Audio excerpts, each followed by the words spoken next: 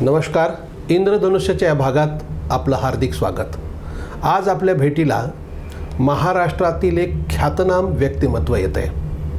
ते मूळचे उस्मानाबाद जिल्ह्यातील मुरुमचे राहणारे आहेत. शालेय शिक्षण गावामध्ये झालं. त्यानंतर लातूरच्या दयानंद विज्ञान महाविद्यालयात त्यांनी 11वी 12वी व BSc शिक्षण घेतलं. त्यानंतर MSc मेडिसिनचा कोर्स केला व पुन्हा PhD झाले. गेल्या 31 वर्षापासून लातूरच्या MIMSR वैद्यकीय महाविद्यालयात ते प्राध्यापक आहेत. मायक्रोबायोलॉजीचा त्यांचा विषय आहे, PhD आहेत. संपूर्ण महाराष्ट्रात त्यांच्या इतके जर्नल्स इंटरनॅशनल आणि नॅशनल प्रसिद्ध झालेले असे एकमेव प्राध्यापक आहेत. अतिशय अभ्यासू, चिंतनशील आणि आपल्या विषयाप्रती डेडिकेटेड. त्यांनी केलेलं संशोधन हे आपल्या समाजाला कसं उपयोगी आहे हे प्रत्यक्ष त्यांच्याशीच आपण चर्चा करून जाणून घेणार आहोत. सर नमस्कार. नमस्कार सर. मी आत्ता जो परिचयात सांगितलं तुमचा एकूण मायक्रोबायोलॉजीचं सब्जेक्ट आहे आणि गेल्या 30-31 वर्षात तुम्ही जी संशोधनं केलीत त्याचा समाजाला हा कसा उपयोग होतो आहे जरा आम्हाला जरा तपशीलवार सांगा ना. सर बेसिकली माझं जे संशोधन आहे ते जखमेवरील उपचाराबाबत हे संशोधन आहे. आम्ही रुग्णालयात ॲडमिट झाल्यानंतर रुग्णालयाच्या वातावरणातील रोगजंतूमुळे होणारे रोग या विषयावरती संशोधन करताना ॲक्सिडेंटली या औषधाचा शोध लागला. अच्छा.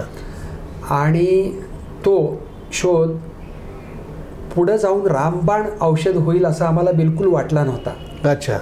याची सुरुवात अशी झाली की माझ्या संशोधनासाठी मी हा जेव्हा विषय निवडला तेव्हा आमचे सर्जरी विभागातील आमचे मित्र डॉक्टर प्रभाकर उर्फ PB कुलकर्णी सर. अच्छा.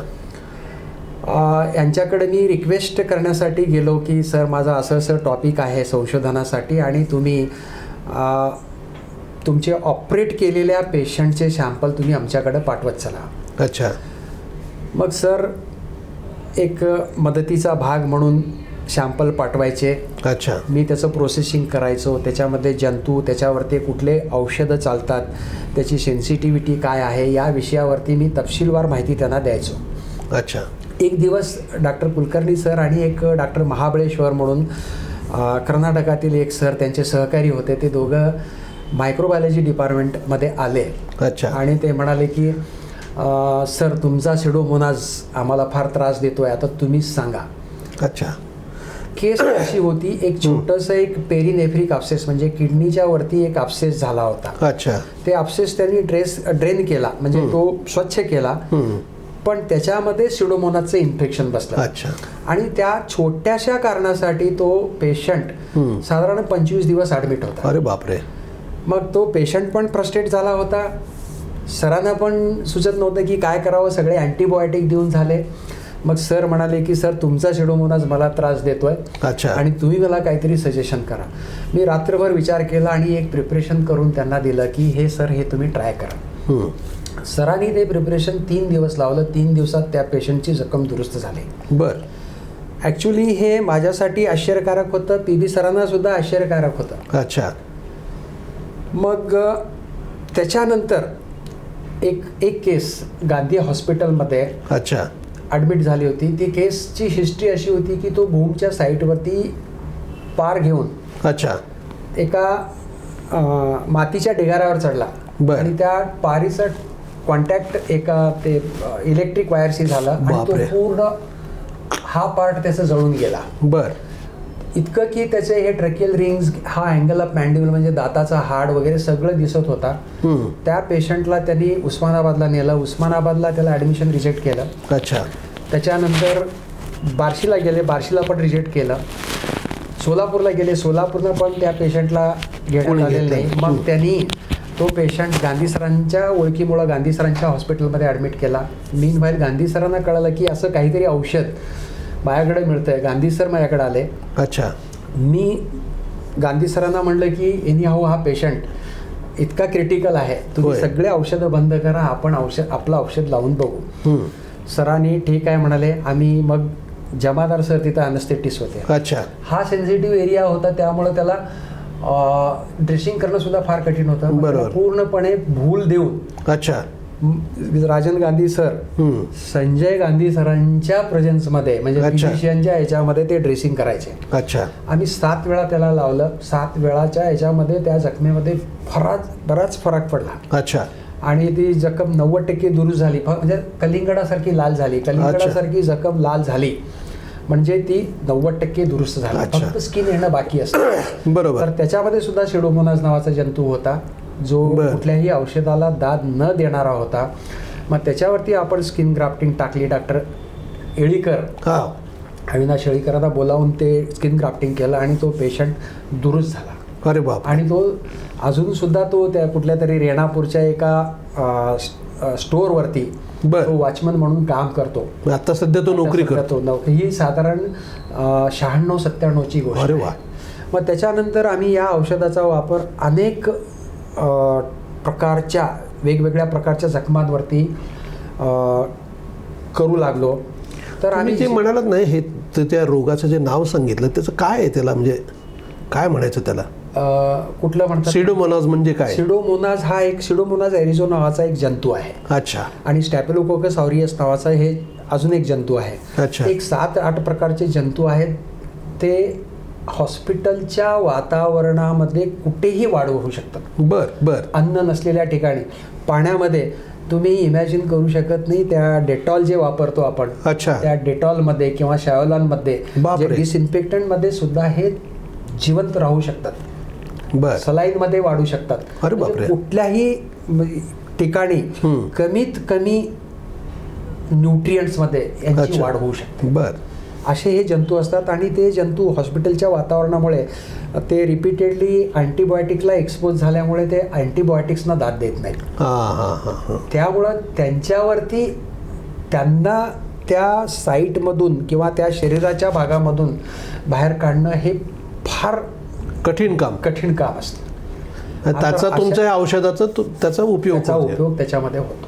अच्छा. मग त्याच्यानंतर आम्ही या औषधाचा उपयोग वेगवेगळ्या जखमासाठी केला.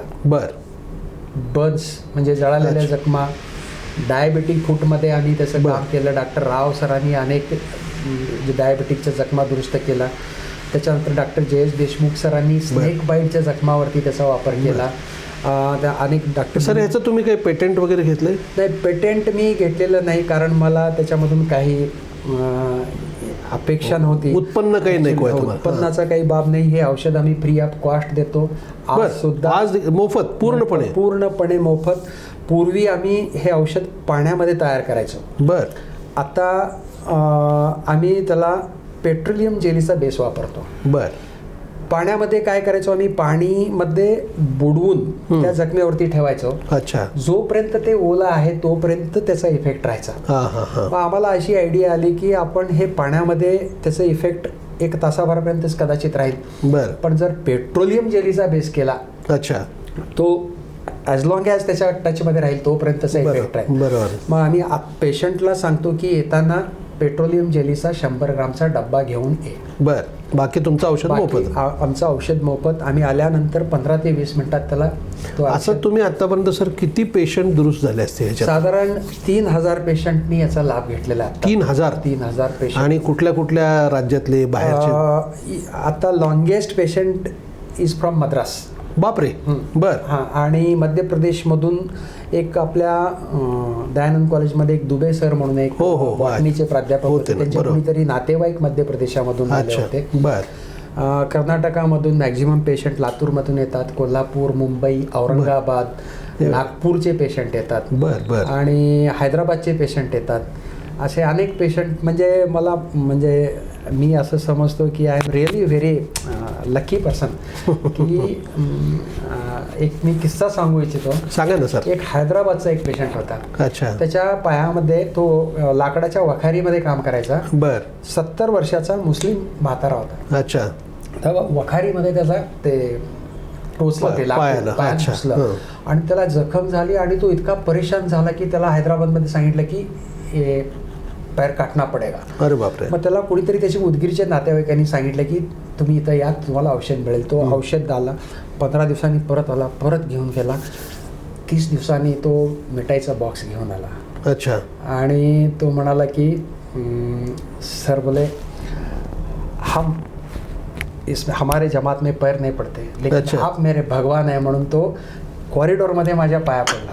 म्हटलं चाचा आप मेरे से 20-30 साल बडे. 70 वर्षाचा मी त्यावेळेस, म्हणजे हार्डली 45-50 वर्षाचा, 2003ची गोष्ट आहे. अच्छा. म्हणलं ही म्हणजे माझ्यासाठी तू दुरुस्त झाला हीच माझी कमाई आहे. तर असे पेशंट म्हणजे जे हे आता मी बेडसोरचा एक पेशंट आम्ही गेल्या महिन्यामध्ये केला. डॉक्टर अभिजित रायफे म्हणून आहेत. अच्छा. बरं. डॉक्टर गावकरे म्हणून माझ्यासोबत काम करतात. बरं. अनेक हे सर्जरी डिपार्टमेंटचे गांधी सर तर आहेतच, डॉक्टर वारद आहेत, बरोबर. होय होय. असे आणि आमची टीम आहे. डॉक्टर जमादार सर आहेत. डॉक्टर जमादार सरांच्याकडे एक 80 वर्षाची महिला होती, पूर्ण तोंड सोडून गेला. बापरे. आणि ती 2 वर्षापासून परेशान होती. आम्ही ते औषध बनवून दिलं. ते तोंडात चरचर करते म्हणून त्याच्यामध्ये आम्ही अनस्थेटिक एजंट म्हणजे ते लिग्नोकेन असतं, अच्छा अच्छा. बरं. द्यायचं औषध, बरं. ते मिक्स करून दिलं. तर 30 दिवसामध्ये ते दुरुस्त झालं. आणि तुम्हाला सांगायला मला आनंद होतो की कालच ती केस बॅकलेन ग्रुपचं जर्नल ऑफ वुंड केअर लंडनहून पब्लिश होणारं जर्नल आहे, कालच पब्लिश होणार आहे. अरे बापरे. तर असे अनेक. सर तुम्ही आता तो सांगत होतात की जर्नलमध्ये त्याची सगळी दखल घेतली गेली. अशा कोणत्या जर्नलमध्ये दखल घेतली तुमच्या ह्याची? आता सगळ्यात द बेस्ट टॉपमोस्ट जर्नल म्हणजे द लॅन्सेट. अच्छा. जगामधलं मेडिकल वैद्यकीय क्षेत्रातलं सर्वोत्तम जर्नल म्हणजे लॅन्सेट. अच्छा. लॅन्सेटमध्ये माझा पेपर आहे. अरे वा. महाराष्ट्रामधून 2 किंवा 3 पेपर त्याच्यामध्ये असेल, नॉट मोर दॅन. अच्छा. 2-3 पर्सन्स. म्हणजे एक पुण्याचे भारद्वाज मॅडम आहेत, हिमतराव बाविष्कर आहेत, आणि मी एक. याच्यापेक्षा जास्त कुणाचं लॅन्सेटमध्ये आय डोंट थिंक पेपर असेल. त्याच्यानंतर ब्रिटिश जर्नल ऑफ डर्मॅटॉलॉजी, हे म्हणजे त्वचा रोगाचं जर्नल आहे. त्याचं इम्पॅक्ट फॅक्टर 9.303. एक डर्मॅटॉलॉजीचं टॉपमोस्ट जर्नल आहे, त्याच्यामध्ये आहे. आणि गेल्या वर्षी मला वर्ल्ड जर्नल ऑफ डायबिटीस अमेरिकेहून पब्लिश होते. त्यांचं इन्व्हिटेशन आलं की तुम्ही आमच्यासाठी काहीतरी लिहा म्हणून. मी त्यांना लिहिलं. 2रा इन्व्हिटेशन आला. आत्ता 3रा इन्व्हिटेशन काल आला.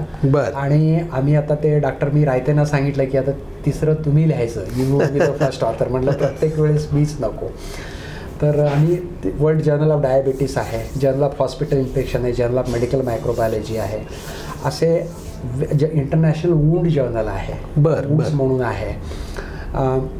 अशा अनेक जर्नल्समध्ये 88 इंटरनॅशनल जर्नल्समध्ये पेपर आहे. 88 इंटरनॅशनल आणि जवळपास 115 नॅशनल जर्नल्समध्ये पेपर आहे. अरे वा. आणि सगळीकडं it has been accepted as a first report in the world. आणि गेल्या वर्षी एक इन्फेक्टेड व्हेनस एक्झिमाचा पेशंट आला. अच्छा.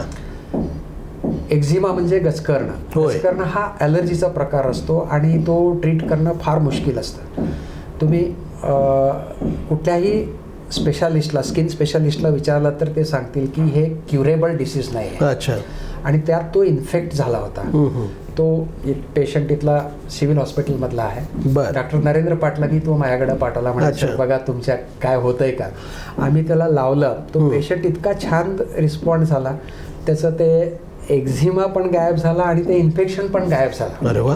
आणि ती केस आमची ब्रिटिश जर्नल ऑफ डर्मॅटॉलॉजीमध्ये 2003 माझी एक झाली होती. आता ही 2ऱ्यांदा ब्रिटिश जर्नल ऑफ डर्मॅटॉलॉजीमध्ये. असे अनेक केसेस, इव्हन HIVच्या पेशंटमध्ये झालेली जखम आम्ही दुरुस्त केली, कॅन्सरच्या पेशंटमधील जखमा, कुष्ठरोगाच्या पेशंटमधील जखमा, असे अनेक प्रकारच्या जखमांवरती हे औषध चालतं.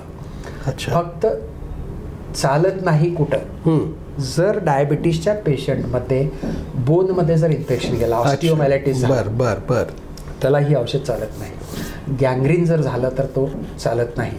आणि ज्या पेशंटमध्ये ब्लड सप्लाय नाही, काही कारणामुळं हा ब्लड सप्लाय जर कमी झाला, कारण जखम दुरुस्त होणे ही नॅचरल क्रिया प्रोसेस. बरोबर.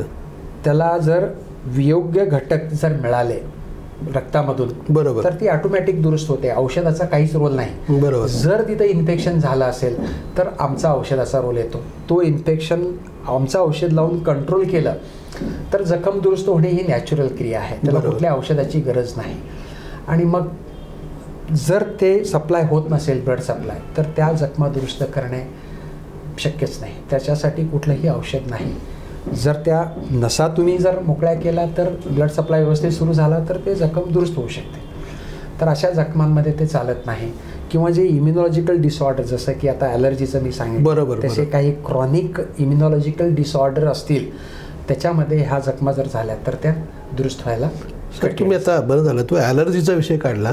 आपल्याकडे किती प्रकारच्या ॲलर्जी आहेत हो, आणि त्याला नेमकं काय करायला लागतं? नाही, आता ॲलर्जी असा आहे, तो आपला हायपर सेन्सिटिव्हिटी आहे. Exaggerated immune response of our body येतो. अच्छा. तिथं आपण कुठल्या तरी गोष्टीला सेन्सिटिव्ह आहे, अच्छा, माहीत नाही आपल्याला. साबणाची असू शकते, मिठाईची असू शकते, त्या मिठाईच्या अर्काची असू शकते, आयोडीनची असू शकते, निकेलची असू शकते, पेनिसिलिनची, कशाची ॲलर्जी असू शकते. बरोबर बरोबर. ते कॉन्टॅक्टमध्ये आलं तर त्याच्यामध्ये IgE टाईपचा अँटीबॉडी तो सिक्रेट होता, आपल्या शरीरामध्ये तयार होता आणि लगेच तुम्हाला खाजवायला किंवा शिंक यायला किंवा डोळ्यातून पाणी यायला किंवा कधी कधी जीवसुद्धा जाऊ शकते. अरे बापरे. हां, जर ती ॲनाफ्लॅक्सिस म्हणजे पेनिसिलिनचं इंजेक्शन घेतलं ज्याला चालत नाही त्याचं इमिजिएट रिॲक्शन येते आणि त्याचा जीव जातो. तो ॲनाफ्लॅक्सिसचा प्रकार असतो. आणि हे बाकी जे अंग खाजवणे, शिंक येणे, अस्थमा, डोळ्यात लाल होणे हा ॲटोपी टाईपचा प्रकार. अच्छा. त्याच्यामध्ये तुम्ही ते अँटी ॲलर्जी घेतलं की ते तुम्हाला कमी होतं. पण ॲनाफ्लॅक्सिस हा रिअल इमर्जन्सी आहे. अच्छा. तुम्हाला त्या पेशंटला ॲडमिट करून त्याचा योग्य ताबडतोब ट्रीटमेंट केल्याशिवाय तो दुरुस्त होत नाही. त्याच्यानंतर अजून काही सिरम सिकनेस आहे, आर्थस रिॲक्शन आहे, डिलेड टाईप ऑफ हायपरसेन्सिटिव्हिटी रिॲक्शन आहे. असे अनेक प्रकारचे हायपरसेन्सिटिव्हिटी रिॲक्शन्स आहेत. 5 प्रकार सध्या आपण सांगतो शिकवताना, सांगतो की 5 प्रकारचे, पण ॲक्च्युअली भरपूर आहेत. नाही, 5च प्रकार आतापर्यंत नोटिफाय झालेले आहेत. अच्छा. त्याच्यामध्ये उपविभाग आहेत. उपविभाग आहेत. अच्छा. आता त्या 4थ्या प्रकारामध्ये 2 प्रकार आहेत. अच्छा. पहिल्या प्रकारामध्ये 2 प्रकार आहेत. तिसऱ्या प्रकारामध्ये 2 प्रकार मग आहेत. त्याची ती टेस्ट कशी केली जाते, नेमकं कसं ते शोधतात कसं? त्याच्यामध्ये ते पॅच टेस्ट असते एक. अच्छा. त्याच्यामध्ये सस्पेक्टेड बॉट तुम्हाला एक याची शंका आहे. अच्छा. ते जर तुम्हाला स्क्रॅच केलं बरं आणि ते ड्रेसिंग करून घेतलं तर एक तुम्हाला ते लोकल रिॲक्शन येते, ती पुरळ येतात. मग त्याच्यावरून समजतं की कुठलं आहे. अच्छा. आणि आता आजकाल नवीन टेक्नॉलॉजी, नवीन अनेक टेस्ट डेव्हलप झालेले आहेत. बरोबर. ही जुनी पद्धत मी सांगितली. हो, बरोबर बरोबर. आता नवीन टेक्नॉलॉजी भरपूर आहे, त्याच्यामध्ये अनेक प्रकाराने आपण त्याचं डायग्नोसिस करू शकतो. अरे वा. मग आता तुम्ही म्हटल्यासारखं या क्षेत्रातलं तुम्ही जे आता संशोधन केलंय ते जगात दुसऱ्यांनी कोणी केलेलं नाही, आपलंच हे सगळीकडेच चालतंय. आपलं सगळीकडे चालतंय. याचं अशा प्रकारची स्टडी आता काही फॉरेन युनिव्हर्सिटीमध्ये सुद्धा चालू आहे. आमचे अनेक आर्टिकल ते साईट करतात. अच्छा. बर्मिंगहॅम युनिव्हर्सिटी आहे किंवा स्टॅन्फोर्ड युनिव्हर्सिटी आहे, हार्वर्ड युनिव्हर्सिटीमधले लोकसुद्धा याला साईट केलेले आहेत. वा. सध्या जवळजवळ 1259 सायटेशन आमच्या आर्टिकलचे झालेले. अरे बापरे. आणि आज या घडीला माझे एच इंडेक्स हे 21 आहे. बर बर बर. आणि I10 इंडेक्स 33 आहे. अच्छा. असं समजलं जाते की एच इंडेक्स ऑफ 20 और more than 20 is considered as A internationally A grade scientist. अच्छा. अरे वा. तर म्हणजे मी लकी समजतो की माझं एच इंडेक्स हे 21 बरोबर आहे आणि in due course of time ते 25ला जाईल. म्हणजे असं म्हणतात की 40 जर तुमचं एच इंडेक्स झालं तर नथिंग लाईक यू असं. अच्छा. हे म्हणतात की चांगलं चाललंय, म्हणजे आपण करतोय त्याला. चांगलं आहे सर. खूप खूप धन्यवाद. अशाच प्रकारचे शोध आपल्याकडून अजून पुन्हा लागावेत ही मनपूर्वक शुभेच्छा. धन्यवाद, आपण वेळ दिलात. Thank you sir. थँक्यू. आपल्याला हा जर व्हिडिओ आवडला असेल तर तो लाईक करा, फॉरवर्ड करा व सबस्क्राईब करा.